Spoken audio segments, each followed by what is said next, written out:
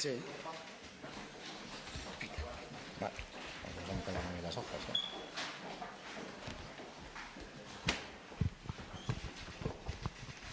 Vale. Egunon, buen día, buenos días.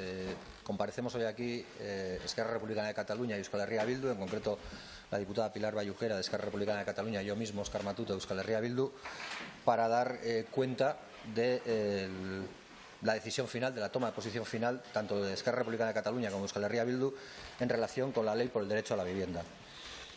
Y en ese sentido, lo primero que tenemos que decir es que hemos alcanzado un acuerdo con el Gobierno para aprobar una ley de vivienda que, por fin, reconoce el derecho a la vivienda, que interviene y regula el mercado del alquiler topando los mismos, que pone coto a la especulación y los abusos y que frena el aumento descontrolado de los alquileres para facilitar y asegurar el acceso a la vivienda en condiciones aceptables y asumibles para el conjunto de la ciudadanía.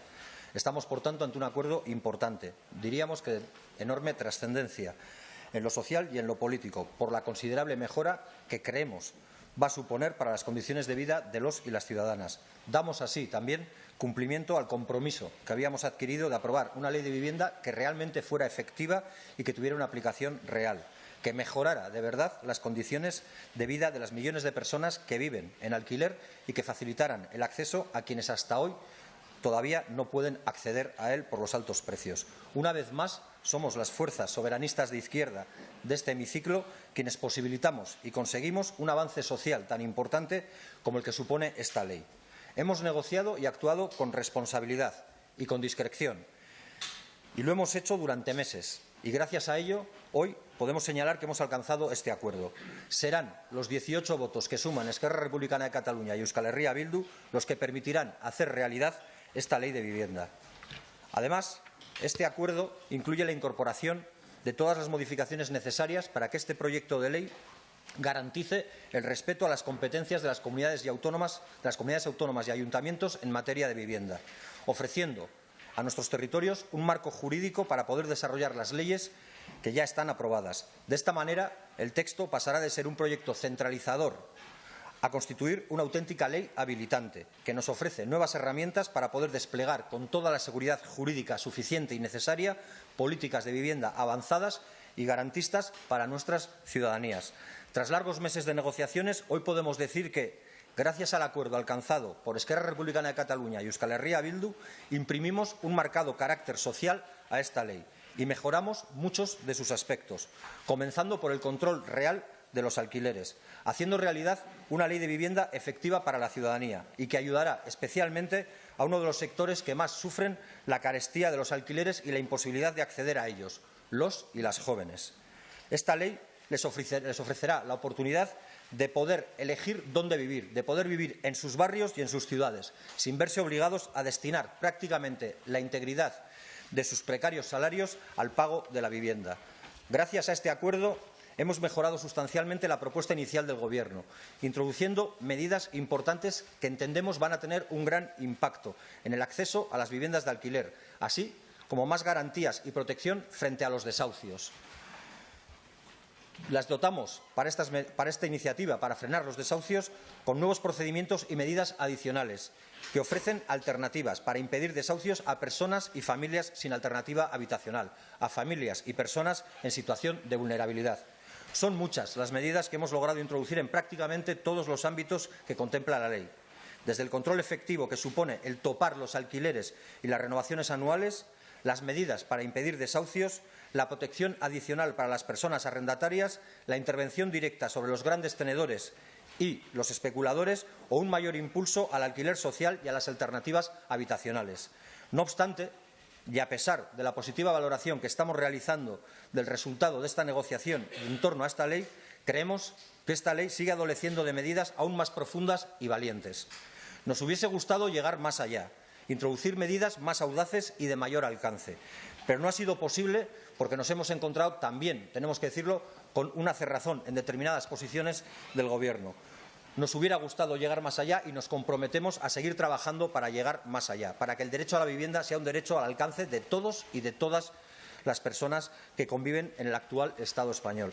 No olvidamos tampoco la necesidad y urgencia de tomar medidas para la vivienda en propiedad, ofreciendo nuevos mecanismos frente a las subidas históricas de tipos que está viviendo la ciudadanía y que están ahogando a millones de familias. Aún queda mucho por hacer y seguiremos trabajando para solucionar sus problemas.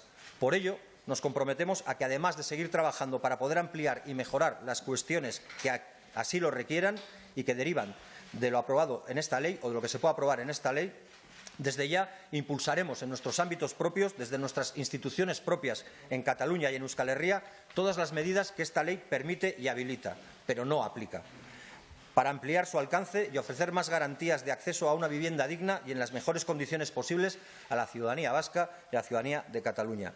Haremos todo lo que esté en nuestra mano.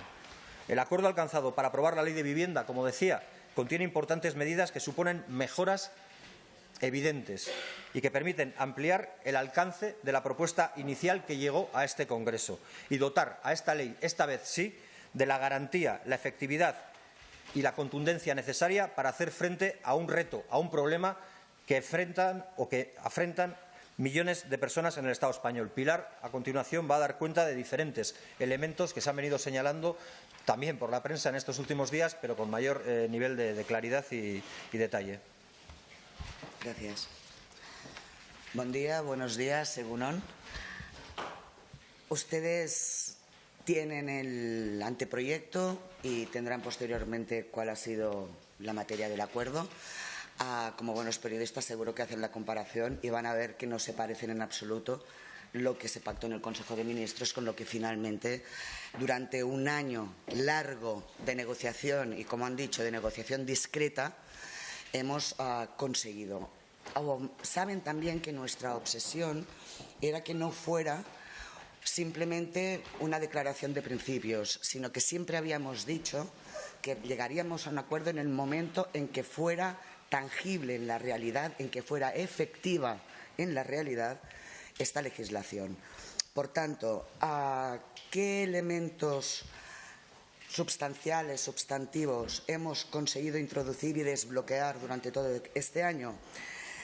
Pues, por ejemplo, que serán regulados todos los alquileres en áreas tensionadas en todos los casos. Es decir, artículo 18 y 19 del texto prevén la declaración de áreas tensionadas a solicitud de las administraciones competentes, es decir, las comunidades autónomas y, en algunos casos, los ayuntamientos, y se declararán estas zonas tensionadas donde habrá una contención de rentas de dos maneras. Por una parte, los grandes tenedores, por la otra parte, los pequeños propietarios.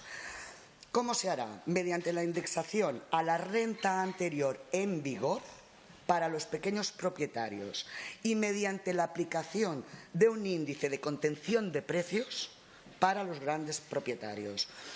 Esto cumple una de las cosas que de algún modo eran difícilmente salvables, y es el tratamiento diferente de grandes tenedores y de pequeños propietarios, porque esta es una ley garantista no solo para los arrendatarios, sino que pretendemos que lo sea para la sociedad en conjunto y que no quede en manos de determinadas fuerzas poder decir que estamos abusando de la mayoría de la gente y de los grandes propietarios. Siguiente medida que se ha incorporado: la ampliación de declaración de zonas tensionadas del mercado de alquiler.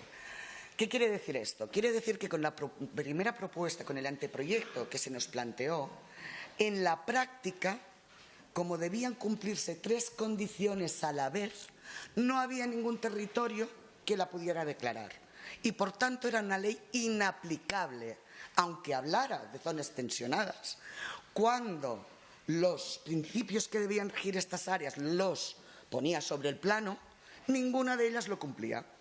Como ustedes comprenderán, para hacer una ley que no se va a poder aplicar porque prevé unas condiciones que no existen, no nos parecía que fuera necesario seguir hablando.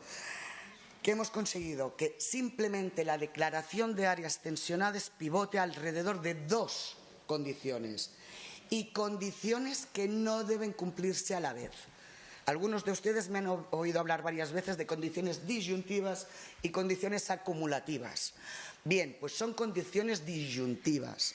Con que se cumpla una de las dos, ese territorio va a poder ser declarado zona de área tensionada, de contención de rentas.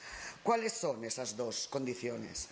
Pues que la carga media del coste de la hipoteca o del alquiler más gastos y suministros básicos supere el 30% de la renta media de los hogares. Esa es una. ¿Cuál es la otra? Que el precio de compra o alquiler de la vivienda haya aumentado al menos 3 puntos por encima del IPC en los 5 años anteriores a la declaración de área tensionada. Si se cumple una o se cumple la otra, ya hay el supuesto habilitante para declarar área de contención de alquileres como área tensionada. Sigo por aquí. Bien, porque nos vamos a partir un poco la explicación, ya que hemos hecho la negociación conjuntamente. Respecto a los desahucios, ustedes saben que habían... Perdonen, pero es que tengo la garganta. Ustedes saben que habían dos grandes patas que nos preocupaban muchísimo, que era la contención de rentas de alquileres y, por otra parte, los desahucios. Nuestra intención siempre ha sido que se incorporara el alquiler social o estas alternativas habitacionales directamente. Pero cuando negocias con un gobierno no consigues todo lo que quieres y no ha habido manera humana de desbloquear la situación del alquiler social. En cambio, sí que hemos conseguido cosas que nunca se habían, de algún modo, planteado en la legislación de enjuiciamiento civil, es decir, en temas procesales, para la protección de las personas que deban ser desahuciadas. En primer lugar, los desahucios sin fecha y hora predeterminada se han acabado. Todos ellos deben ser con fecha y hora predeterminada. Se acaba con la incertidumbre de que se presente la comitiva oficial, la comitiva judicial en tu domicilio sin saber cuándo va a pasar. Se incluyen nuevas prórrogas en los procedimientos de lanzamiento, que aplazarán los procesos, y se estipula el acceso obligatorio a los procedimientos de solución extrajudicial para las personas vulnerables. Además, las comunidades autónomas serán las que articularán estos procesos de conciliación y tienen la capacidad de utilizar en estos procesos para encontrar una alternativa habitacional los recursos provenientes de los planes de vivienda del Estado. Y serán las comunidades autónomas las que decidirán a su propia solicitud o solicitud de los inquilinos su uso. Es importante también tener en cuenta que esta legislación que estamos creando ahora, especialmente dura respecto a los desahucios, se predica de los grandes tenedores cuando desahucien personas en situación de vulnerabilidad o familias. Y se prevé que en este caso la intervención de las administraciones sea automática y a la vez. ¿Qué pasaba antes? Es que es un poco complicada cuando se entra técnicamente en esta ley. ¿Qué pasaba antes? Que se podían proceder a desahucios de familias vulnerables sin que las administraciones, vía social o vía habitacional, es decir, vivienda, supieran que se estaba produciendo este desahucio. Esta ley lo que intenta es pararlo y poner en el proceso a las administraciones para que adopten cuantas medidas crean procedentes para impedir ese desahucio de un piso de grandes tenedores a familias vulnerables o en situación de vulnerabilidad. Esa cohesión de administraciones, que al final son las que tenemos el mandato de la protección de la vivienda, entendemos que va a facilitar que no haya gente que se encuentre sin ninguna alternativa a causa de un desahucio. Cuáles sean los instrumentos que se utilicen quedan, como debe ser, en manos de las administraciones autonómicas. Finalmente, por mi parte, hay el elemento del blindaje competencial. Si vuelvo a referir lo mismo, si ustedes cogen el anteproyecto verán que hay todo un capítulo que ha sido suprimido y es el que tenía que ver con materias de consumo. Partimos de la convicción de que tanto la vivienda como consumo son competencias exclusivas blindadas estatutariamente que competen a las comunidades autónomas que en sus estatutos lo tienen. En el caso de Cataluña, no hay ninguna duda, son competencias exclusivas. No obstante, recuerdo también que salimos de 2 sentencias anulatorias de las medidas legislativas que en Cataluña se tomaron y, por tanto, el deber que tenemos de proveer soluciones a la ciudadanía ha hecho que acabemos pactando esta ley muy modificada.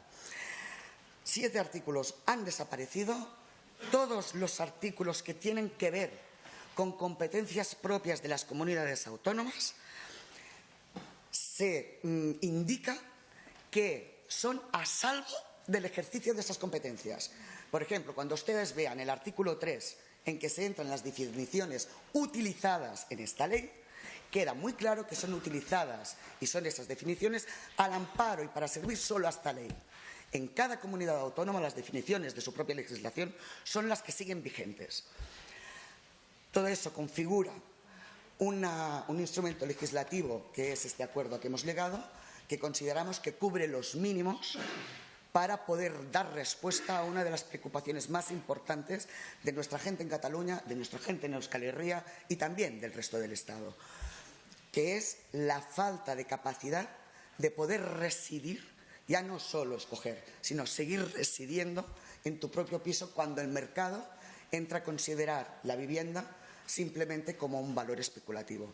Debemos pararlo y el Tribunal Constitucional indicó que cualquier medida que no fuera habilitada a través de una ley paraguas sería anulada. Por tanto, asumimos la responsabilidad, asumimos el compromiso con la ciudadanía y hemos trabajado intensamente con el Gobierno para poder llegar a un acuerdo. ¿El resto de las medidas relevantes? Sí, por complementar un poco lo que Pilar ya ha señalado en el aterrizaje a lo concreto, señalar también que en la ley se contempla una nueva definición para grandes tenedores, se rebaja la definición de gran tenedor de 10 a 5 inmuebles.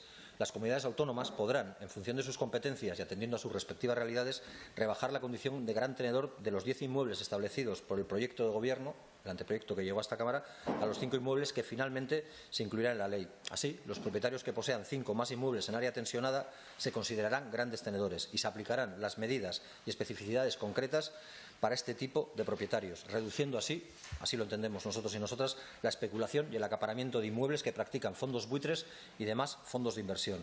Otro de los elementos tiene que ver con la protección de los inquilinos. Los gastos y honorarios inmobiliarios producidos por el alquiler de un inmueble correrán siempre a cargo del propietario. Se termina así con los abusivos gastos y honorarios inmobiliarios que impiden a muchas personas, especialmente a los y las jóvenes, acceder a una vivienda por el enorme desembolso inicial que supone.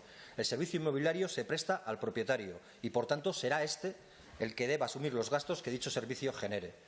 Se prohíbe también aumentar las rentas de alquiler por la vía de nuevos gastos, que obligarían a los inquilinos a abonar gastos de comunidad, tasas de basura o cualquier otro gasto no atribuible al inquilino que no hubiera estado acordado previamente. Esto, desde nuestro punto de vista, evita una posible vía para el fraude de ley en el incremento de rentas bajo estas excusas o premisas. Y se eliminan también las cláusulas que permitían la no aplicación de las medidas que contiene la ley de existir un acuerdo entre las partes, ya que, desde una posición preponderante del propietario, que siempre se da sobre el inquilino, este último, el inquilino, podría haberse forzado a renunciar por contrato a las medidas y derechos que contiene esta ley para conseguir el contrato. La eliminación de estas cláusulas cierra otra posible vía de fraude y protege a los inquilinos y a quienes buscan un contrato nuevo de alquiler. Y, finalmente, quiero también detenerme en el límite de actualización anual de las rentas de los contratos. Se elimina el IPC como índice de referencia para la actualización anual de las rentas de los contratos. El IPC ha demostrado ser un índice que puede generar en pocos meses fluctuaciones enormes, con aumentos disparatados que encarecen sin límite las rentas de alquiler al estar la renovación de los contratos indexadas al mismo, al IPC. Para evitar estos aumentos descontrolados, durante el 2023 se aplicará el límite del 2% en vigor, que fue acordado con Euskal Herria Bildu en uno de los decretos anticrisis del pasado año, mientras que en el 2024 será del 3% y en adelante se creará un nuevo índice en estos términos, más estable e inferior, siempre inferior al IPC, que tope los aumentos de renta por la renovación anual. Y nos parece razonable que así sea porque, si bien es cierto que el IPC ahora está disparado, tampoco es menos cierto que hace escasamente 2 años estaba por debajo del 2%.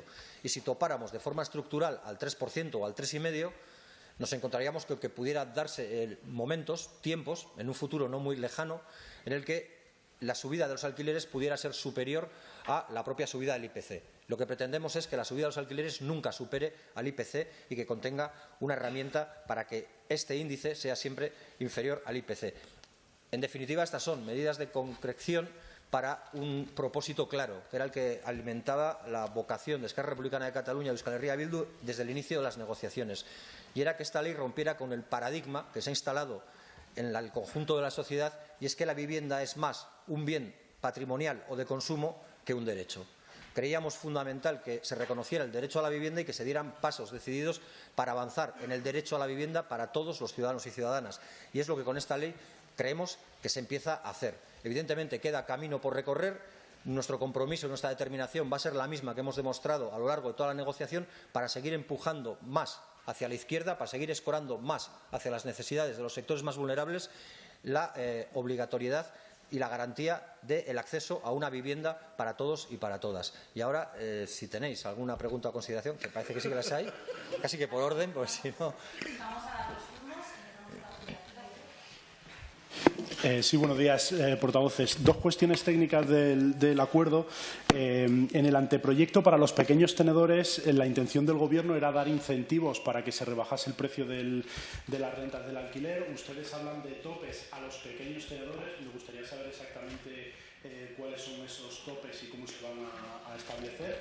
Y en los límites a la renovación anual de la renta se habla de un índice a partir de 2024. La intención de los grupos parlamentarios era que fuese un índice concreto, saber quién tiene que encargarse de redactar ese índice y si tienen garantías de que ese índice va a estar aprobado antes de que acabe la legislatura, en los meses que quedan.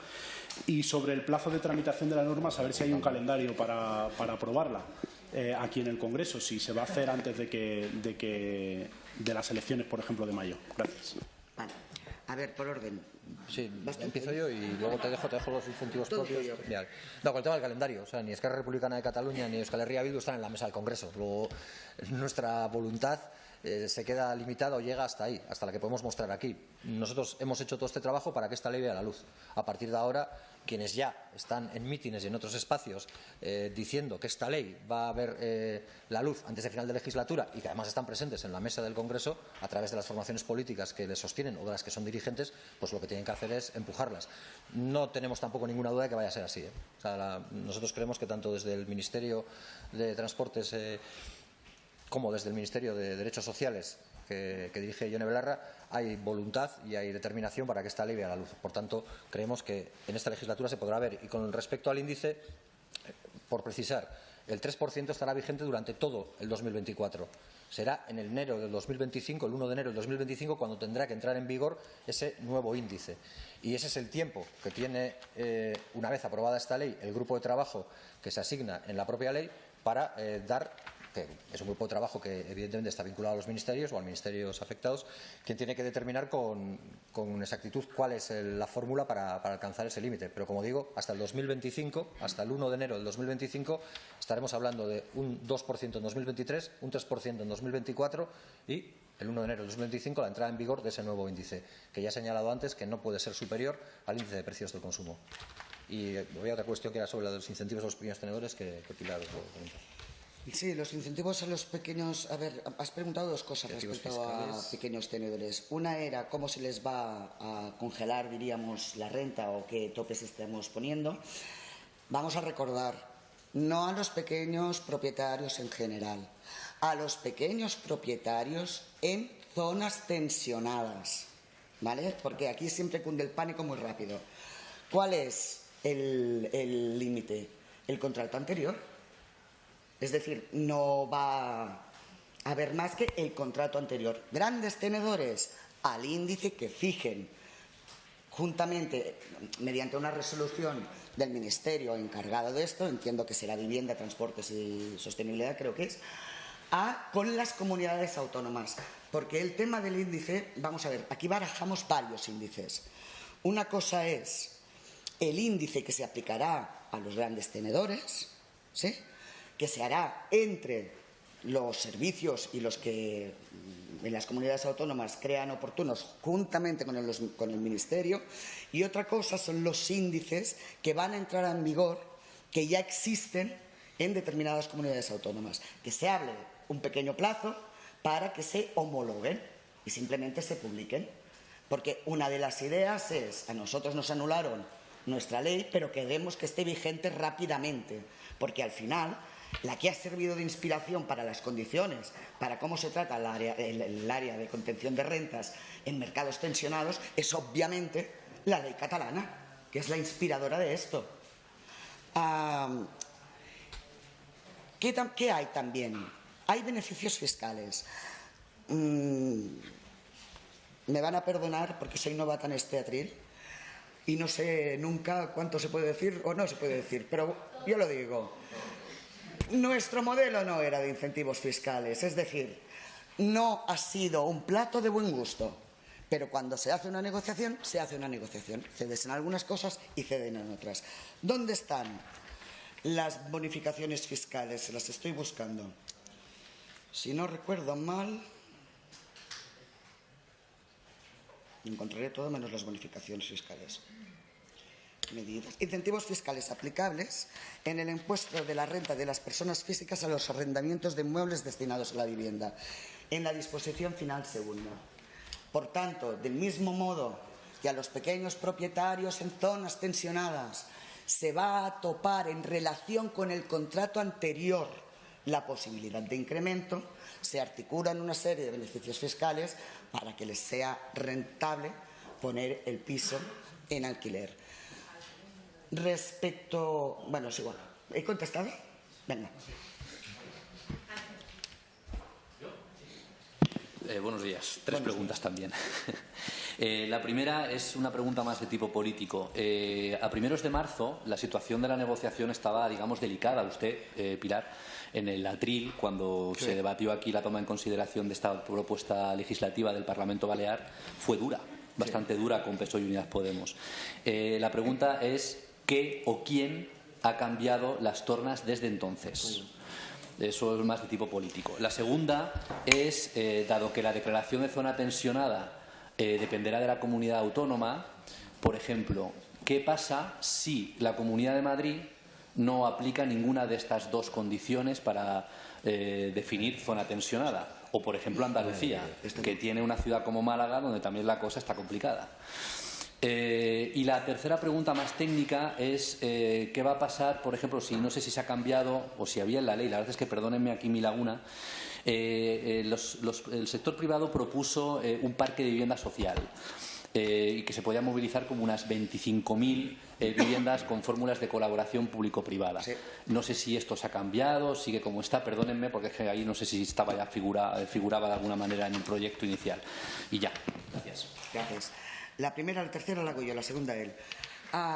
Desde la perspectiva política, ¿qué ha pasado? Pues es muy fácil, que planteamos para seguir avanzando los topes 2%, 3%, los aceptaron y se echaron atrás. Y bueno, era uno de los elementos sin los cuales no íbamos a tramitar esta ley. Durante Semana Santa se ha desbloqueado y desde el momento en que se acepta primero que los pisos que entran nuevos al mercado en una zona tensionada pueden incluirse, aunque sean de pequeños propietarios, al índice de los grandes tenedores por decisión de la comunidad autónoma, ¿vale? Y desde el momento en que se fijan topes al 2, al 3 y al del índice inferior al IPC en la ley, podemos volver a hablar. Y es exactamente lo que hicimos. De hecho, mi intervención era o lo desbloqueáis o no hay ley. Porque simplemente nuestra obsesión era que fuera palpable en la realidad, que transforme algo. Y sin esos topes, la ley no servía de nada. Es simplemente lo que pasó. ¿El Gobierno ha cedido completamente en el titulado? A mí es que me sabe mal decir eso. Vale. Y la tercera era... sí, el parque de colaboración. Hay un par de cosas aquí. Primero hay el artículo 25, ya lo verán ustedes, que el artículo 25 precisamente habla de la colaboración público-privada y el Fondo de Vivienda Asequible, está en la ley. Y después había un pequeño proyecto que venía a decir que los grandes tenedores pusiesen a disposición de las comunidades durante 25 años y a cambio de la garantía del pago de la renta por parte de las administraciones competentes, parques muy grandes. Esto tiene muchos problemas técnicos desde la perspectiva de lo que es la ley de contratación pública. Es decir, debe hacerse licitaciones, debe hacerse toda una serie de procesos. Yo personalmente creo que es uno de los instrumentos que esta ley habilita para que lo hagan las comunidades autónomas que quieran, pero no está reflejado ese modelo, que además es una enmienda nuestra, no ha salido reflejado. Se ha quedado un poco en cómo estaba el artículo 25, que permite la colaboración público-privada, que dice con qué fines y con qué principios debe hacerse, pero que no estipula esa medida en concreto. Sí. Con respecto a la segunda, que yo creo que planteaba era que qué pasaría si alguna comunidad autónoma, creo que se citaba Madrid y Andalucía en concreto, decidiera no llevar a efecto la solicitud de zona tensionada o proclamar la zona tensionada. Pero yo, si fuera ciudadano de Madrid o de Andalucía, me plantearía qué tipo de gobernantes tengo. Si les preocupa más secar Doñana o arruinar Doñana, que garantizarme que yo pueda tener una vivienda digna a unos precios asequibles, teniendo en su mano las herramientas para hacerlo. Si fuera ciudadano de Madrid, igualmente me preguntaría de qué me sirve tomar cañas si no tengo dinero para poder tomarlas en libertad, porque tengo que destinar todo mi dinero a pagar un alquiler, porque la presidenta ha decidido no declarar zona tensionada, pudiendo hacerlo y así contener los precios de los alquileres y así conseguir que yo pagara menos por el precio del alquiler. Y como vivo en Euskadi, si el PNV, como señalabas, decide no hacerlo, pues lo que yo haré y lo que hará el tejido asociativo vasco, que es bastante potente, será impugnar su modelo de gobierno y señalar que, pudiendo hacer cosas, no las hacen. Pero lo que nunca va a hacer un partido soberanista, y en esto entiendo que ni Esquerra Republicana de Cataluña ni Euskal Herria Bildu se van a ver nunca, es socavar nuestras propias competencias, socavar nuestro propio autogobierno para que nos resuelva los problemas un tercero a costa de entregarles nuestra soberanía, nuestra pequeña soberanía para lo que queremos, pero nuestra soberanía. Por tanto, lo que sí que queremos es que aquí la ciudadanía tiene una herramienta importante para evaluar cuáles son las prioridades de los gobernantes que tiene, y en función de eso, y creo que no muy lejos, me suena que no muy lejos, hay elecciones, poder elegir a aquellos que se preocupen por lo que de verdad les importa. Y parece que la vivienda es uno de los problemas fundamentales en todas las encuestas. Sí, gracias. Buenos días. Aquí delante. Una pregunta práctica. ¿Qué cálculo hacen del porcentaje de vivienda que en principio entrará en la declaración de zona tensionada en todo el Estado? Y en el caso de las grandes ciudades, o sea, Barcelona, Madrid, Donosti, que son las ciudades donde el precio del alquiler está más subido, ¿entran todas las ciudades, solo algunas zonas, solo algunos barrios? O sea, la ampliación de la denominación zona tensionada, ¿qué afecta? Vale, la determinación de zona tensionada puede ir desde una realidad, digamos, más macro a una más micro. La micro, ¿cómo se determina? Por distritos censales. Yo creo que todos y todas sabemos, y si no lo vamos a saber ahora porque nos llegará la tarjeta del censo, qué significa un distrito censal. Y veremos que es aquel lugar en el que vamos a emitir nuestra papeleta de voto y que, por tanto, eso recoge una realidad bastante cercana a nuestro propio domicilio. Es decir, una realidad bastante tangible, bastante controlable. Pero a la vez se puede decretar que la zona tensionada sea más amplia que la propia de ese distrito censal, si en muchos distritos censales consecutivos o alineados conjuntamente, se dan las mismas circunstancias. Las circunstancias las ha comentado Pilar. Si se da una de las dos, es decir, o que el 30% de la renta media de esa zona se esté destinando al hogar, o sea, que se supere ese 30% de renta media que se está destinando en el hogar para el pago del alquiler, o que ha habido un incremento durante los últimos 5 años de 3 puntos por encima del IPC. Cualquiera de las dos medidas con que se cumpla daría lugar a la aceptación de la declaración de zona tensionada, y eso, por lo menos en lo que yo conozco, daría lugar, por ejemplo, a que todo el País Vasco pudiera ser declarado zona tensionada, no solo Donosti, también Arraio o Maeztu o cualquier localidad pequeñita de la Comunidad Autónoma Vasca, porque lo que tiene que destinar la renta media de los hogares para el consumo o para el pago de alquileres está en un 30,26%. Y yo he hablado antes del 30%. Por tanto, aquí lo que vamos a ver es la determinación de los gobernantes, por un lado, para agarrar este instrumento que tienen a su alcance para topar los precios de los alquileres y para contener la locura del ascenso imparable de los alquileres, y también vamos a ver seguramente la fuerza del tejido popular, del tejido social, para exigir derechos que les corresponden, porque esta ley se los faculta y se los pone encima de la mesa. Nosotros verificar en el caso de Cataluña que todas las que estaban afectadas por la ley 10/2000 siguen afectadas, y ese ha sido uno también de los elementos importantes. Con las primeras condiciones que nos dieron, para poner un ejemplo, Barcelona no entraba y Güefreda sí. Cosas rarísimas. Por tanto, con estas hemos verificado que todo lo que estaba previsto en la ley catalana está dentro de la aplicación de las zonas tensionadas y entendemos que no tenemos el problema de Euskadi, por tanto nuestro gobierno lo va a aplicar inmediatamente. Bueno, así que se pueda. ¿Qué tal? Muy buenos días. Tengo varias preguntas. ¿En la ley hay alguna alusión a los pisos nuevos que entran en el mercado, a los nuevos alquileres? Por concretar, por tanto, la declaración de zonas tensionadas será voluntario para comunidades autónomas de ayuntamientos. La declaración de zona tensionada será voluntaria para comunidades. Eso ya prácticamente lo están dando por hecho. Vale. Las inmobiliarias. El hecho de que los honorarios los tengan que pagar ahora, a partir de ahora, con esta ley, los propietarios.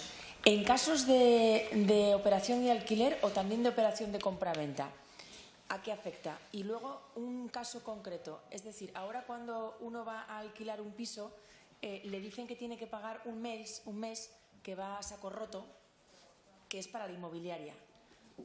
Estamos hablando de que eso no se va a poder hacer, que a ti te pidan un mes de alquiler que entra dentro de honorarios para la inmobiliaria, porque la inmobiliaria eso ya no se va a poder hacer. Quiero que me acoten ustedes exactamente qué es lo que no va a poder hacer la inmobiliaria. Los límites del 2% y del 3% son para este año y para el que viene. ¿Son para todos los alquileres o son solo para los alquileres en zonas tensionadas? Esa es una duda que nos está surgiendo. ¿Y qué más quería preguntarles? ¿No tienen ningún dato de cómo se va a diseñar ese nuevo índice a partir de 2025? Está todo por diseñar completamente y creo que es todo eso. Gracias. Con respecto al índice, y empezando por el final, está todo por definir. O sea, las reuniones que hemos mantenido, y creo que no desvelo nada que no deba ser desvelado, pues existe la dificultad de enfrentarse a algo nuevo y, por tanto, no hay todavía una lectura muy clara, porque tampoco hay referencias explícitas sobre ese índice.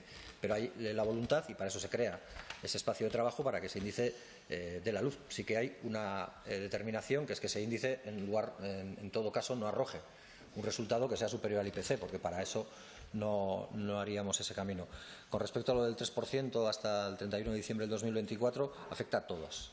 Afecta a todos, como está afectando ahora el 2%. Yo no conozco a nadie, por lo menos, que yo conozca, que no haya podido exigir que le apliquen el 2% de subida, por ejemplo, en Madrid, donde creo que no hay ninguna zona tensionada declarada, porque creo que el alcalde está a otras cosas. ¿El índice a partir de 2025 afectará a todos o solo a las zonas tensionadas? La lógica es que afecta a todos. Si todos estos índices están afectando a todos, la lógica es que afecta a todos. Luego habrá quien haga interpretaciones de la ley. Parece que los tribunales españoles también son bastante expertos en interpretaciones diferentes de la ley. Hay precedentes con otras leyes que no quiero yo mencionar hoy aquí porque no viene a cuento, sobre interpretaciones diferentes. Así que no me pida a mí que yo haga la unidad de doctrina jurídica sobre esta ley o sobre cualquiera. La intención es esa. Y la determinación con la que hemos escrito esta ley o hemos influido en la escritura de esta ley es esa. Si luego alguien encuentra un resquicio, pues lo tendremos que ver y lo tendremos que pelear. Con respecto a lo del mes a saco roto, que señalabas como expresión muy gráfica, o lo de los honorarios, pues yo creo que hemos sido bastante claros. Es decir, quien hace uso del servicio de una inmobiliaria es quien tiene que pagar a la inmobiliaria.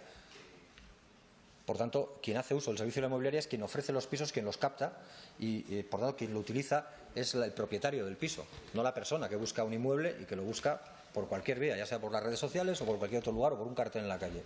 Y eso es lo que queríamos aclarar, porque veíamos que estaba siendo un enorme tapón para el acceso a la vivienda de un montón de gente que se veía, como bien señalas, con la obligatoriedad del pago del mes a saco roto, o con 3 meses de adelanto de fianza, o con no sé cuántos gastos, y que al final suponía un desembolso que le hacía imposible dar ese primer paso, porque su nivel de ahorro no le permitía desembolso semejante. Por tanto, eso también ahí lo declaramos o lo señalamos con claridad. En casos de alquiler. En casos de alquiler, claro. Y con el tema de la declaración de zonas tensionadas de ayuntamientos, ¿sabías? Voluntario, ¿no? Por supuesto. Claro, o sea, la ley eso es un poco lo mismo que he contestado antes. La ley lo que dice es, si tú cumples todo esto, tú puedes solicitar ser zona tensionada y, cumpliéndolo, yo tendré que ponerle el sello a que esto es zona tensionada. Punto. Ahora, si un ayuntamiento no quiere, un alcalde no quiere, una alcaldesa no quiere, porque, digamos, en su balanza de afectos le pesan más los afectos de Blackstone o de unos fondos buitres determinados o los lazos familiares, me da igual, que el bienestar de la mayoría de su ciudadanía, que probablemente tenga o se encuentre entre la gente que tiene dificultades para llegar a fin de mes y entre la gente que cada vez ve cómo se tiene que gastar más dinero de su exiguo salario en los alquileres, pues podrá hacer una cosa o la contraria, que la ciudadanía los juzgue. Lo que hacemos es ponerles frente al espejo, en todo caso. Y con el tema de las viviendas nuevas, yo creo que también se ha señalado, las viviendas nuevas no quedan al margen de nada. Una vivienda nueva, que en una zona tensionada, estamos hablando de zonas tensionadas, una vivienda nueva que lo puede ser o bien porque antes tenía otro uso, es decir, era vivienda habitual de alguien, pasa a dejar de ser vivienda habitual de alguien, por la causa que sea, y pasa a estar en alquiler, o porque es una vivienda de construcción nueva y que por tanto nunca antes ha sido alquilada, esa vivienda también va a estar regulada. Esa vivienda no puede saltarse los límites que se le va a poner a zona tensionada. No se le puede, evidentemente, vincular a un contrato anterior porque nunca lo ha tenido, porque no ha tenido un uso anterior de alquiler, pero lo que sí que se le va a hacer es vincular, y para eso se faculta nuevamente a las comunidades autónomas y ayuntamientos para que le impongan, si sirve la expresión, aunque suene muy sancionable, las mismas exigencias que se le imponen a los grandes tenedores. Igual no me he explicado bien, porque no solo es nueva vivienda, sino nuevo contrato. Es decir, se acaba un El contrato. nuevo contrato es prórroga del anterior. Sí, pero si tú como propietario quieres rescindir un contrato porque dices, mira, hasta aquí el contrato ya no te lo voy a alquilar Bien, más. pues el nuevo contrato que haga lo tendrá que hacer con referencia al contrato anterior. ¿Eso significa Para el grandes y mismo pequeños precio del propietarios. anterior? Sí, con el incremento que venga dado por el año en el que esté. Si es el 24 o el 3%. Vale, perfecto, aclarado. Y se prevé que debe formar parte de la documentación que el inquilino puede requerir. ¿Qué precio se pagaba en este piso Eso es. al Para que no cual le yo engañen. sustituyo? Es decir, son dos cosas diferentes, ¿eh? ¿Solo en zona tensionada o en todo? Solo en zona tensionada. Perfecto, gracias. Solo en zona tensionada, sí. No. Sí, hola, portavoces. Pero no me queda claro qué diferencia hay entonces vivir en una zona tensionada y en una zona que no es tensionada cuando el tope, Bueno. por ejemplo, al alquiler va a ser el mismo, ¿no? No. Pues fundamentalmente, en una zona no tensionada, probablemente el problema de la vivienda no aparece con la magnitud con la que aparece en una zona tensionada. Es decir, porque la gente no tiene que destinar tanto dinero de sus recursos a pagar el alquiler o porque no tiene que ver cómo los incrementos de la vivienda los incrementos de los precios de alquiler de la vivienda se van elevando exponencialmente. Esto se entiende muy bien en determinados barrios de Madrid, me consta, y yo lo conozco mejor en determinados barrios de Bilbao o de la margen izquierda de Vizcaya. Y esto significa los incrementos constantes en lugares donde cada vez es más difícil vivir y te tienes que ir a otros lugares. Eso seguramente cumpliría con una zona tensionada y ahí es donde queremos actuar. Evidentemente, si hay un pueblo a 30 kilómetros de no sé dónde, donde no hay problemas de vivienda, porque quien quiere ir allí puede ir, porque encuentra viviendas que puede pagar y porque quien quiere poner una vivienda en alquiler la puede poner a un precio que le permite encontrar inquilinos que la acojan, ahí esta ley no se mete. No se mete. Vamos a distinguir, ¿vale? Claro, si alguien se quiere ir al Puerta de Hierro, no sé cómo se llaman estas cosas que yo veo en la tele a veces, y quiere pagar 12.000 euros al mes de alquiler y el anterior pagaba 9.000, pues seguramente le va a dar igual porque podrá pagar 9 o 12.000. Nosotros estamos pensando en esos lugares que se puede llamar Vallecas o que se puede llamar Lavapiés o que en Bilbao se puede llamar Ocharcuaga o que se puede llamar Recalde, que la gente se está yendo de esos barrios porque esos pisos se están destinando a pisos turísticos o se están viendo cómo se elevan exponencialmente los alquileres en función del coste de la vida. Y está haciendo que esa gente se tenga que ir de esos barrios a otros lugares que les generan un perjuicio porque les alejan de su lugar de socialización y además les alejan probablemente de su centro de trabajo o otras realidades. Y eso es lo que pretendemos atajar. O sea, nosotros no estamos diciendo a quien haga un chalet de lujo en Neguri que lo tiene que poner a 1.200 euros al mes. A mí me gustaría, pero esta ley todavía no lo dice. ¿Sí? ¿Ha quedado claro? No. Vale. A ver. Tú tienes un piso en ese lugar que ha dicho él, que no sé dónde está. Algo del Puerto del Hierro o algo así. Vale. Ahí no hay zona tensionada. Pues tú tienes un inquilino y te paga 2.000 euros, por decir algo. Se te va el inquilino, te viene un inquilino nuevo, pones el precio que te da la gana. Lo pactas con él, como si quieres poner 10.000, ¿vale? Estás en zona tensionada. Se te va un inquilino que está pagando en el centro de Barcelona, al Gòtic o en el Eixample, que te está pagando 950 euros. Al que venga, si está la zona tensionada declarada, como parte de la documentación es el contrato anterior, vas a tenerle que alquilar a los 950 euros más lo que toque, que dice la ley, de incremento. Si eres un gran tenedor, no vas a poder alquilar por encima del índice, ¿sí? Pero si tú eres un gran tenedor porque te has hecho 45 pisos en un lugar perdido en medio del Penedès, por decir algo, que no tiene ninguna tensión, por muy gran tenedor que seas, porque tienes muchos pisos, no te va a afectar la ley, ¿sí? Vale, esto es uno. 2, el tope de incrementos para los alquileres, para todos, 2%, 3% y lo que determine. ¿Por qué? Porque aunque no sea en zona tensionada, el IPC está subiendo de una manera que la carga de la vivienda más suministros en la economía familiar se está quebrando la sostenibilidad de las economías familiares y, por tanto, en este momento atajamos de esa manera. De aquí a 5 años, a lo mejor, todos somos muy ricos, no hay inflación, todo nos va perfecto y no hace falta modular nada. Seguirías tanto en contra de no modular nada, pero bueno, podría pasar, ¿vale? Entrar en el mercado de la vivienda en este estado está siendo muy complicado, porque en realidad diríamos que muy poca gente quiere, que queremos las clases populares y las reticencias están siendo y las presiones están siendo importantes. Por tanto, estos elementos de entrada en el mercado yo creo que son esenciales para configurar la idea de que la vivienda es un derecho, que hay un derecho a la vivienda, que es además la base de muchos otros. Y lo que preguntabas de pisos nuevos, debo hacer una pequeña apreciación que va vinculado a lo primero que os he preguntado. Debe estar en la memoria que la comunidad, es decir, esto es disponible por las comunidades autónomas. ¿Qué es un piso nuevo de entrada en el mercado? Aquel piso que durante los 5 años anteriores no se ha utilizado en arrendamiento, ¿sí? Vale. Ahí la comunidad autónoma puede decir, no me pongo con estos pisos, no me pongo, y que entren a precio libre, o puede decir, estos pisos van referidos al índice de grandes tenedores. No pueden entrar libres porque van otra vez a inflacionar el mercado. Y respecto a lo de que aquí hay un debate de base. Ya había la pretensión por parte de algún grupo que fuera el Estado el que declarara zonas tensionadas. Esa ha sido una de las grandes batallas en toda la negociación. Que hay algunos grupos que quieren que todo lo haga el Estado. Porque fíjate, aquí y allí no vamos a poder intervenir. Bueno, pues oye, si la gente vota lo que vota, no lo voy a corregir yo. La soberanía, la mínima soberanía que tenemos en nuestros territorios, hace que sea impensable que podamos votar una ley donde el Estado puede decidir políticas de vivienda de ese calibre cuando las competencias son exclusivas de las comunidades autónomas.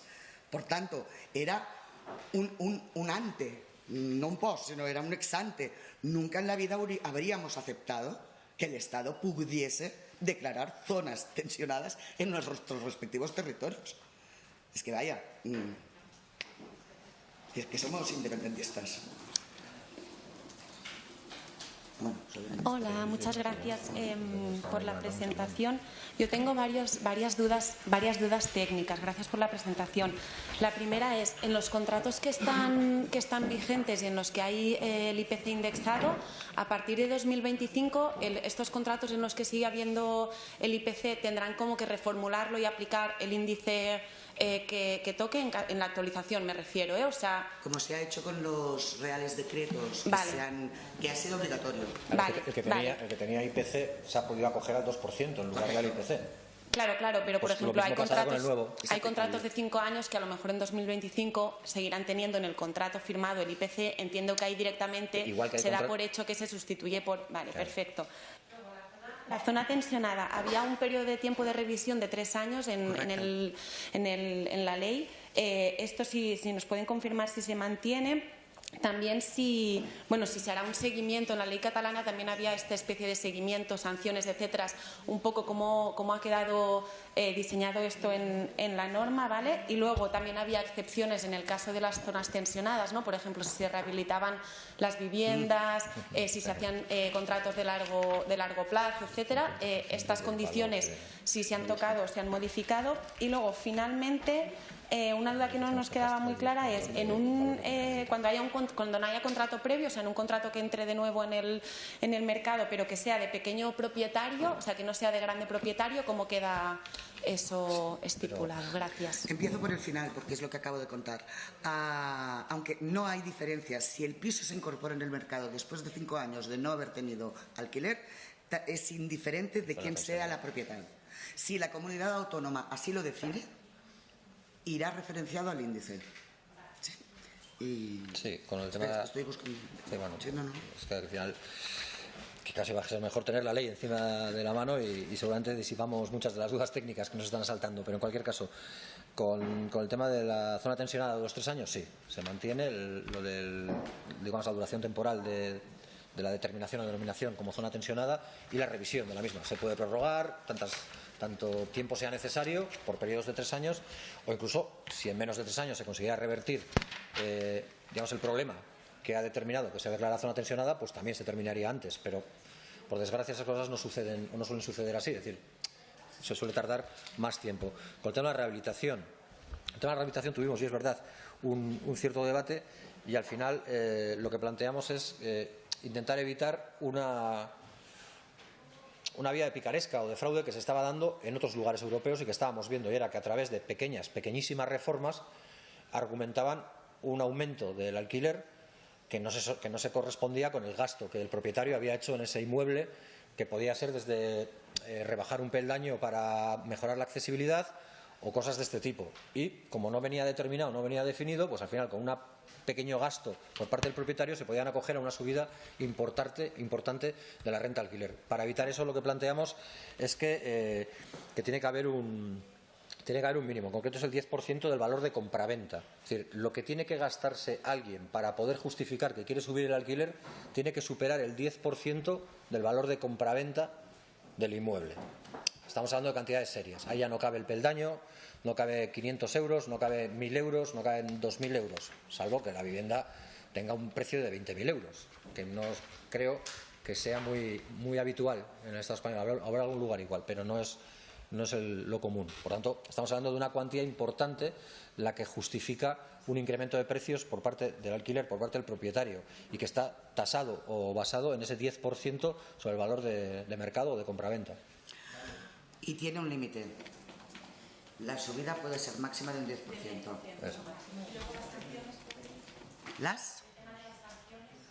El tema de las sanciones corresponderá a la autoridad competente, que son las comunidades autónomas. La disciplina urbanística y la disciplina de vivienda es competencia exclusiva. Nada, una cuestión más política sobre la ley. Aquí veo en el titular acuerdo conjunto Esquerra-EH Bildu con el Gobierno español. Esto quiere decir que el Gobierno de coalición en su conjunto está plenamente de acuerdo con esta ley o con este papel, este borrador, y que Unidas Podemos suscribe al 100% esto sin ningún pero. Gracias. Sí. Igual que, es decir, cuando negociamos una ley, no esta en concreto, sino cualquier ley, por lo menos esa es la experiencia que tenemos en Esquerra Republicana de Cataluña y en Euskal Herria Bildu, la negociamos con el Ministerio competente.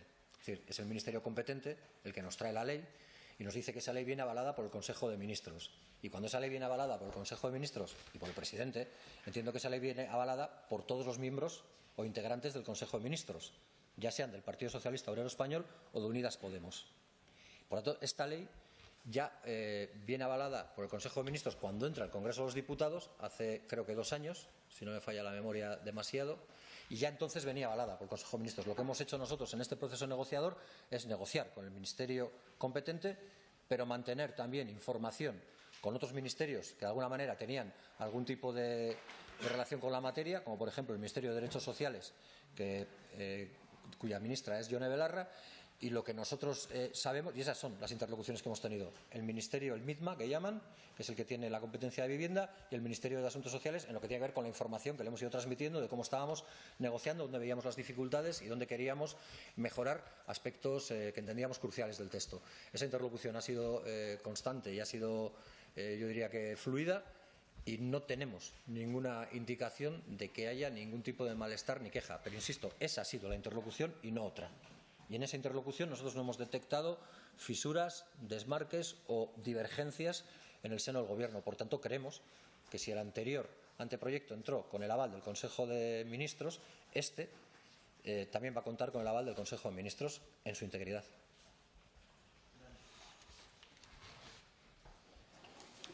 Hola, portavoces. Buenos días. Yo les quería hacer algunas preguntas de carácter más técnico y una después más políticas. Las técnicas, por empezar por ahí, si no recuerdo mal, en el proyecto de ley que se aprobó en Consejo de Ministros se establecía que para determinar a un propietario como gran tenedor, aparte de que tuviera un mínimo de 10 viviendas, tenía que ser persona jurídica. No sé si esto se ha modificado y ahora cualquier propietario con 5 viviendas, con más de 5 viviendas, será considerado gran tenedor a efectos de establecer la limitación de precios, o tienen también que ser empresas.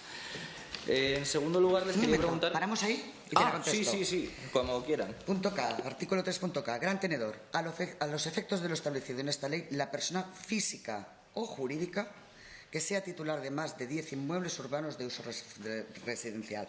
Más de 1.500 metros cuadrados, excluyendo en todo caso garajes, trasteros y demás. Vale. Esta definición podrá ser particularizada en la declaración de entornos de mercado residencial tensionado hasta aquellos titulares de 5 o más inmuebles de uso residencial ubicado cuando sea así motivado por la comunidad autónoma. Física o jurídica. Sí. Física o jurídica. Para decir física o jurídica lo que he estado, ¿eh? Perdona, pero ya puestos a leer. No, le agradezco la concreción. En segundo lugar, les quería preguntar por el diseño del índice para a partir de 2025 para la renovación de los contratos. No sé si finalmente se va a hacer, digamos, un trabajo conjunto entre los grupos parlamentarios y el Ministerio de Economía, si finalmente va a ser el Ministerio de Economía, como quería la vicepresidenta Calviño, quien lo va a diseñar en solitario, y si tienen, digamos, algún compromiso por escrito de que sea cual sea el diseño de este nuevo índice, no va a superar nunca el IPC de cada año. Y después les quería preguntar ya una cosa técnica más. No sé si con respecto a lo que preguntaba también la compañera sobre los honorarios que se le pagan a las inmobiliarias, si se va a establecer también en la ley una limitación de los meses de fianza que se puede exigir en un contrato de alquiler. Y ya más con carácter político les quería preguntar ¿cuál ha sido el papel final en la negociación del presidente Pedro Sánchez y de la vicepresidenta Yolanda Díaz? Si han tenido, digamos, algún papel a la hora de determinar o de solucionar los últimos escollos. Ya, yo creo que con la anterior pregunta he hecho énfasis en algunas palabras, pretende para que se me entendiera. Pero bueno, puedo ser más claro. Estamos alucinando. No me suele costar ser claro. Nosotros hemos interlocutado directamente con el MITMA, con el ministerio que lleva la materia de vivienda, y hemos informado periódicamente y puntualmente, yo diría, al Ministerio de Derechos Sociales, porque hay muchos elementos, por ejemplo el tema de los desahucios, etcétera, que tienen que ver de una u otra manera con todo lo que tiene que ver con la vulnerabilidad social y con la categorización de personas en vulnerabilidad o en situación de riesgo habitacional. Todos esos son los canales de información que hemos mantenido desde el día en que empezamos a negociar hasta ayer que finalizamos a negociar.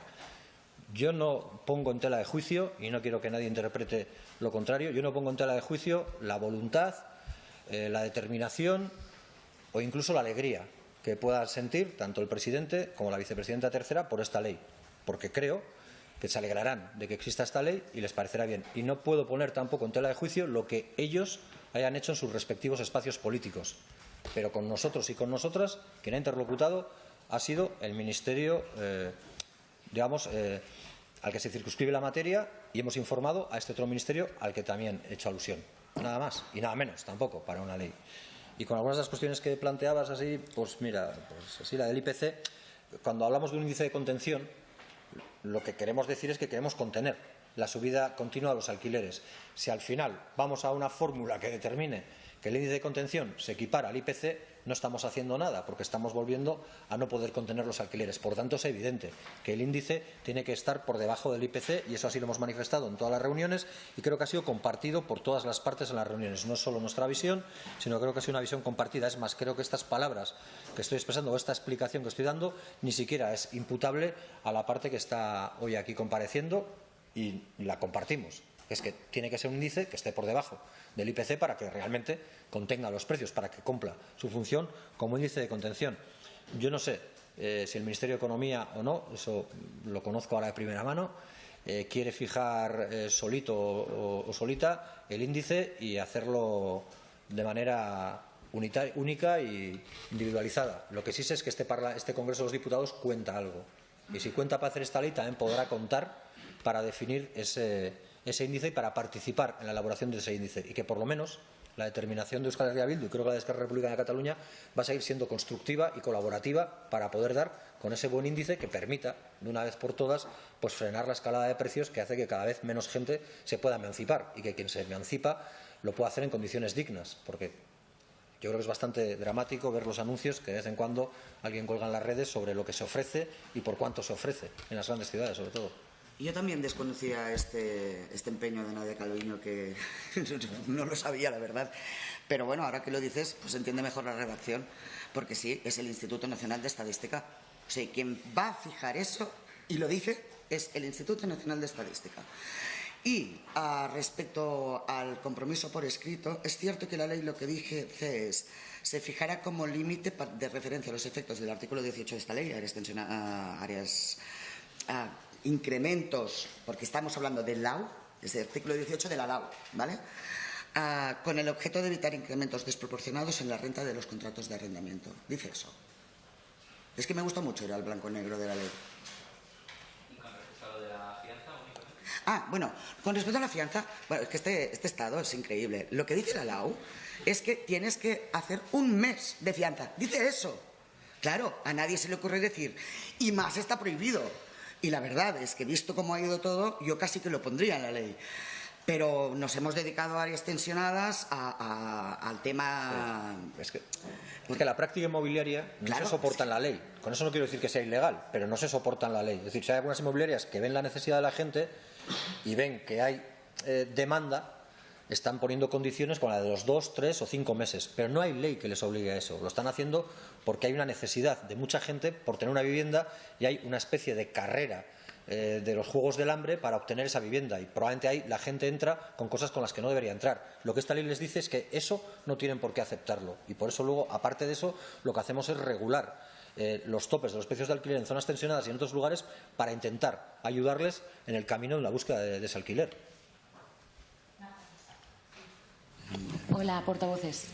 Igual es repetir un poco una idea que ya han contado y si ese es el caso, lo siento, pero es para que me quede claro. Si un ayuntamiento o una comunidad no acepta declarar zona tensionada, no hay manera de controlar si sube el precio, si carga el precio a la comisión de la inmobiliaria, si suben las tasas de basura, etcétera. O sea, no estaría obligado a referenciar los precios respecto al anterior, o sí lo estaría si el ayuntamiento o la comunidad no declaran esa zona tensionada.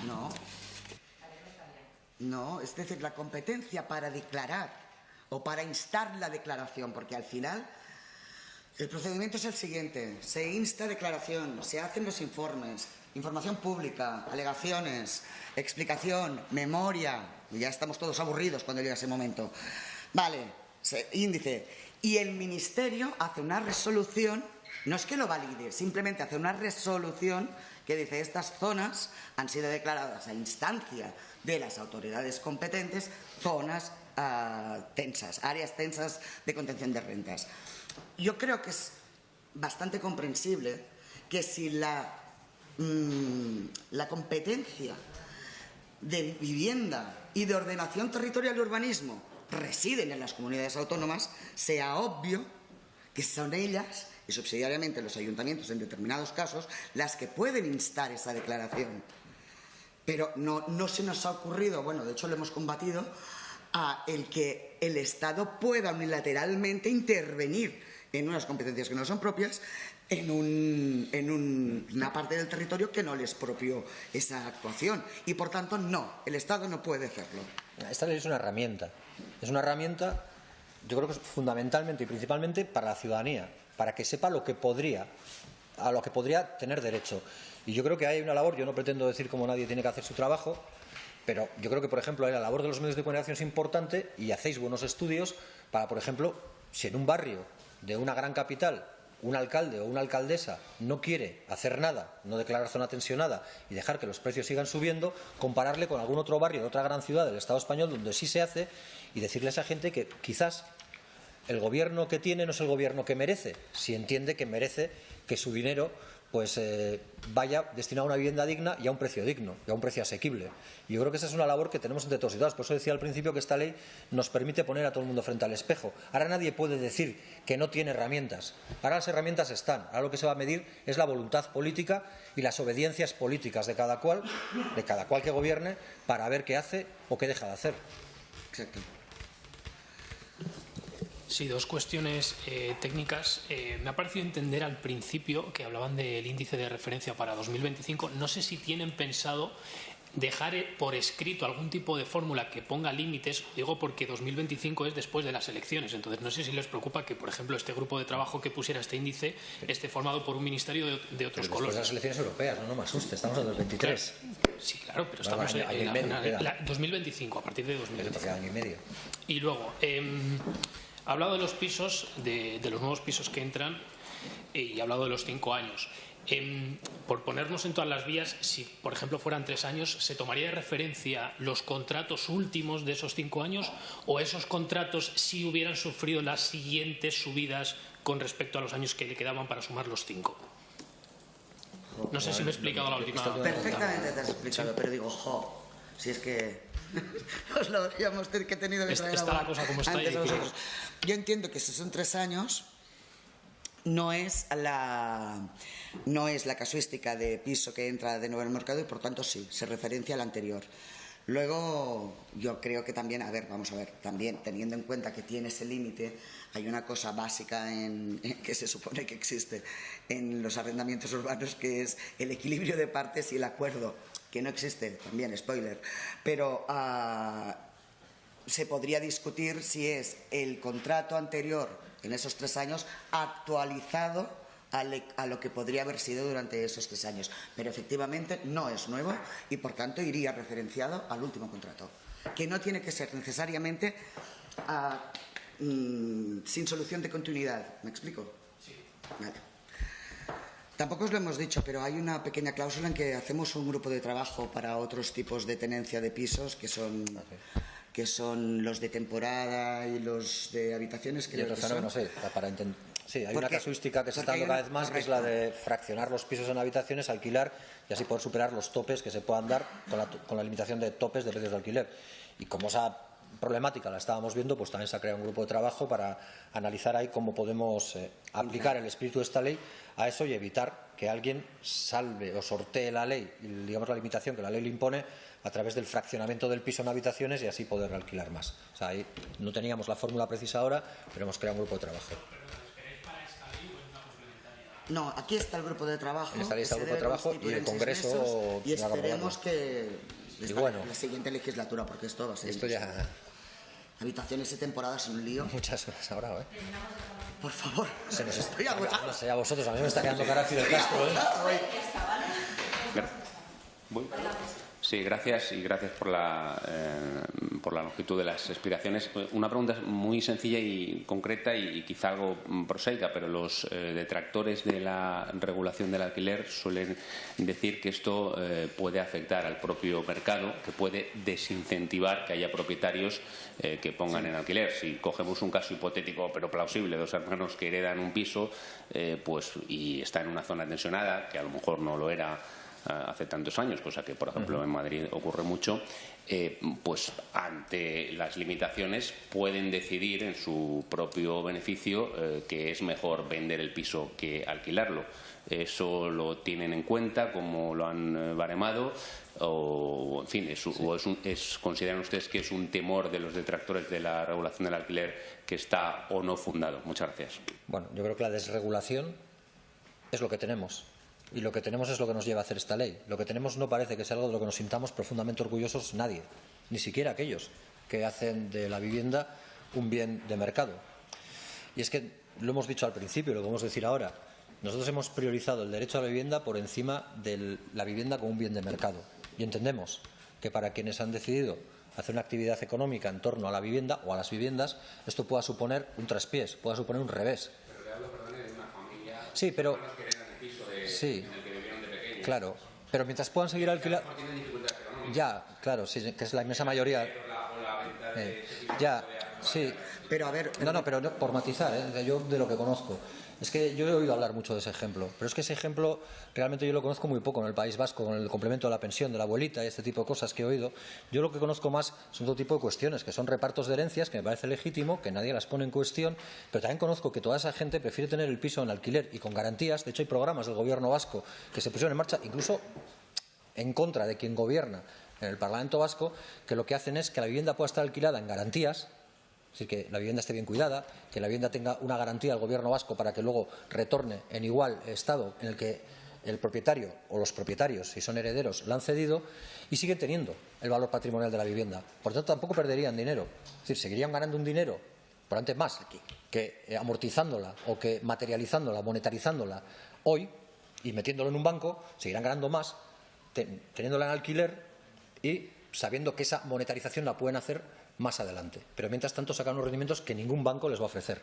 Por lo tanto, lo que estamos haciendo es garantías para alquiler, no lo contrario. No tengo la sensación de que se desincentive a nadie para alquilar si le damos garantías, para que alquile en condiciones, para que alquile bien y para que alquile con garantías.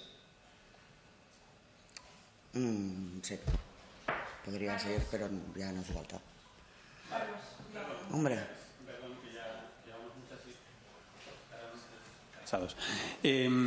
No, sobre el tema de zona tensionada, que creo que había alguna confusión a la que me sumo, que quiero decir que yo tampoco también tenía mis dudas. Si ustedes han establecido un límite del 3% para todo, 2% este año, 3% el año que viene, para todo el mundo, ya es un límite bastante potente. Correcto. Con lo cual, para zonas tensionadas, ¿qué están pensando? ¿Están pensando con límites muy por debajo? ¿Están pensando hacia dónde va esto? ¿A establecer máximos de alquileres? No se puede alquilar tanto en metro en esta zona, porque ya el 3 es fuerte, con lo cual en las zonas tensionadas, ¿cuál va a ser el límite si en toda España es el 3? Y por otra parte, estamos al final, le preguntaba a algún compañero, pero creo que no han entrado mucho en eso. Estamos, como hemos tardado tanto en negociar esta ley, estamos al final de la legislatura, hay elecciones a finales de año y además está el límite de que habrá comunidades que no quieran aplicarla. ¿Cuál es el riesgo real políticamente de que esta ley no se llegue a aplicar nunca?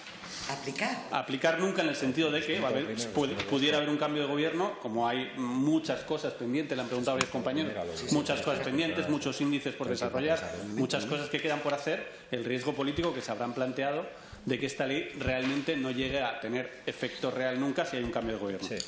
Mira, yo creo que el riesgo de que esta ley no se aplique no tiene que ver con los tiempos.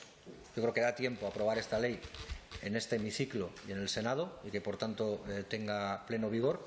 Y creo que da tiempo a hacerlo antes de las elecciones municipales y forales, en nuestro caso, del 28 de mayo, y autonómicas en unas cuantas comunidades autónomas. Por tanto, ahí no debiera existir el riesgo. Yo creo que el riesgo que existe en todo caso es el mismo riesgo que existe para otras leyes, y es la que tiene que ver con determinados instrumentos del Poder Judicial y con los recursos de inconstitucionalidad que puedan querer poner, o con el ejercicio legítimo, por otra parte, que algunos diputados puedan querer hacer contra esta ley interponiendo vetos o recursos de inconstitucionalidad. Ahora bien, sí tengo la sensación, sin ser un jurista, pero consultando a varios de ellos, sí tengo la sensación de que se lo hemos puesto bastante difícil para que prosperen esos recursos de inconstitucionalidad que previsiblemente meterán. A partir de ahí, pues, como todas las leyes en el Estado español y como la propia política en el Estado español, bastante zigzagueante. Respecto a la primera pregunta, a ver, situémonos en una zona de mercado tensionado de verdad, ¿vale? ¿Qué es lo que está pasando? Lo que está pasando es que los arrendadores echan a los arrendatarios para tener otros arrendatarios que paguen mucho más, ¿eh? Venga, ¿qué hacemos? Pues un sistema de prórrogas. Hacemos un sistema de prórrogas con las mismas condiciones del contrato ya pactado, de un año obligatorio antes de que entren las prórrogas obligatorias en situaciones de vulnerabilidad y de 3 años en los que no haya esa situación de vulnerabilidad. Veréis que es la modificación del artículo 10, que es prórroga del contrato del actual LAO, ¿vale? Entonces, ¿cuál es la gracia? Y ahora va a temblar medio estado, que es obligatoria la prórroga para el propietario. La prórroga para el propietario. Intentamos evitar la gentrificación y que echen a la gente. ¿Sí? Vale, os lo leo entero. Dice En los contratos de arrendamiento de vivienda habitual sujetos en la presente ley, tal, que esté en zona de... Mira, se están partiendo, oye. No, es que es aquí. Cuando finalice el periodo de prórroga obligatorio previsto en el artículo 9.1 de esta ley, o el de la tácita prevista en el anterior, ¿vale?, por un periodo máximo de 3 años y con una duración de 1 año cada una, se seguirá aplicando los términos y condiciones establecidos para el contrato en vigor. ¿Vale? Vale. Esta solicitud de prórroga extraordinaria deberá ser aceptada obligatoriamente por el arrendador, salvo que se haya suscrito el nuevo contrato, es decir, que hayan pactado un nuevo contrato, por tanto se sustituyan el uno al otro, salvo que se haya pactado un nuevo, o en el caso de que el arrendatario haya comunicado, recordáis aquel caso que necesita el piso para su familia o para la separación, que ya existe ahora, esa salvedad también la hemos puesto porque es razonable que esté, ¿vale? Y esa es lo que actúa en las zonas tensionadas. La referencia y la posibilidad por parte del arrendatario de no ser echado de su casa, ¿vale?, manteniendo el precio que ya tiene. Bueno, las condiciones que ya tiene. Por tanto, al tanto, que si lo que está previsto es la actualización anual, lo será con respecto a que los índices, ¿sí? Estamos agotados. Bueno, gracias por la paciencia. Bueno, pues ahora empieza la rueda de prensa.